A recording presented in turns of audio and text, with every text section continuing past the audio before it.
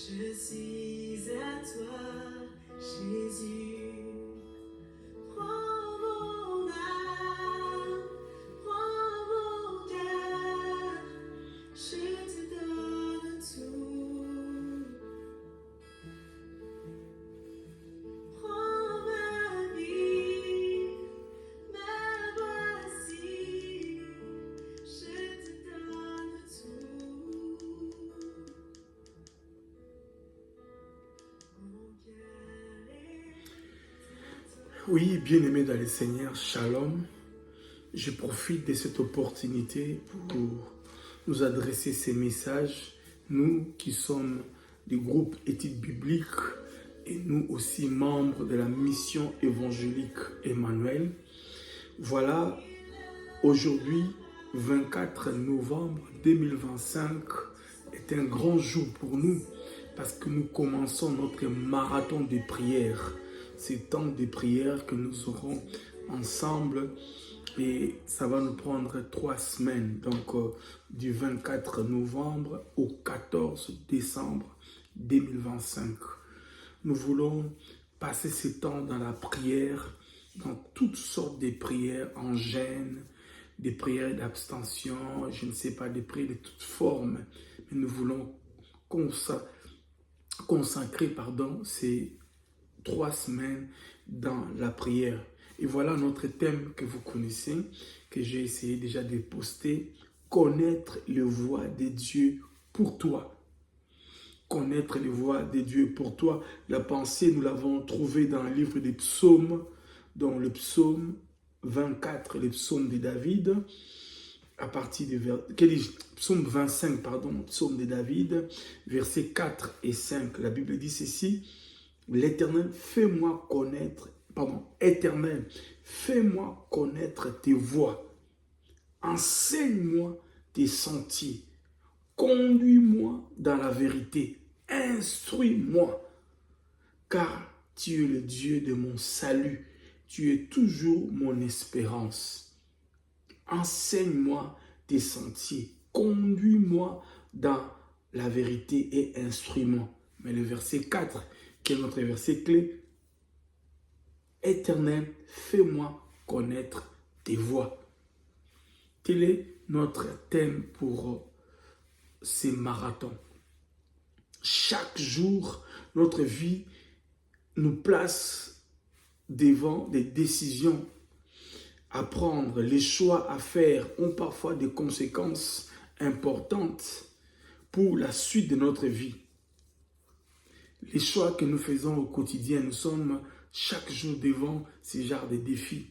Et nous voulons que cette année qui s'achève et l'année qui commence, que nous fassions, nous prenions des décisions et que nous entreprenons des choses selon la volonté du Seigneur.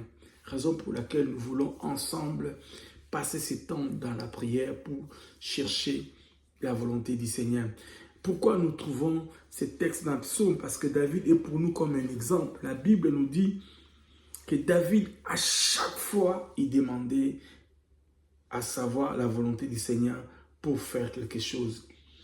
Et nous le voyons plusieurs fois. Et selon les recherches, 9 fois dans la Bible, dans les livres de 1 et 2 Samuel, nous avons vu à chaque fois David venir vers Dieu. Quelle est ta volonté? Quelle est ta volonté? Et l'exemple frappant, c'est lorsqu'il est devenu roi. La Bible dit qu'il devait affronter les Philistins. Alors qu'il avait bâti, connaissons Goliath qui fut un Philistin aussi, et toute l'expérience qu'il a eue avec Dieu. Et le voilà maintenant sur le trône, parce que Dieu a accompli la parole qu'il avait donnée à son serviteur, le prophète Samuel, pour pouvoir oindre David. Donc David avait toutes les raisons pour dire que maintenant, je suis en train de vivre la volonté de Dieu. Mais avant d'affronter les Philistins, la Bible nous dit que David est allé de nouveau consulter l'Éternel. Il avait une armée forte. Il était devenu roi. Il avait l'expérience avec Dieu. Parce que dès lors, Dieu l'avait choisi à l'âge de 17 ans. Il avait bâti Goliath. Et il est devenu roi à l'âge de 30 ans. Donc 17 ans d'expérience. Il a expérimenté la fidélité de Dieu. Pendant 17 ans, il a vécu le haut et le bas. Il pouvait connaître comment Dieu fonctionne.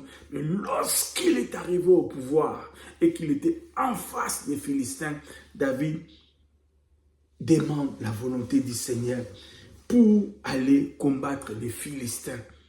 Pourquoi? Parce que David avait ses cœurs qui dépendaient de Dieu, ses cœurs qui cherchaient Dieu. Et dans cette attitude, nous voyons la dépendance de Dieu et l'humilité de David. David ne s'appuyait pas sur son expérience, ne s'appuyait pas sur sa connaissance. Donc, cela manifeste la dépendance et l'humilité. Il est dépendant parce qu'il ne veut pas s'engager dans le combat sans rechercher premièrement Dieu. Il attend ses directions et il les reçoit. Il est humble parce que d'entrée, il est clair pour lui que s'il doit y avoir une victoire, ce ne sera pas la sienne, mais celle de Dieu. Raison pour laquelle, bien aimé, ensemble nous voulons passer ce temps de prière et de jeûne. Si vous avez le temps, ce temps de prière pour demander la voix du Seigneur.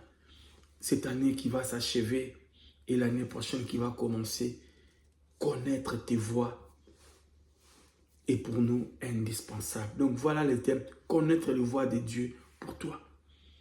L'année s'achève, oui, mais qu'est-ce que tu veux pour moi l'année prochaine? Qu'est-ce que tu attends de moi en cette dernière partie de l'année?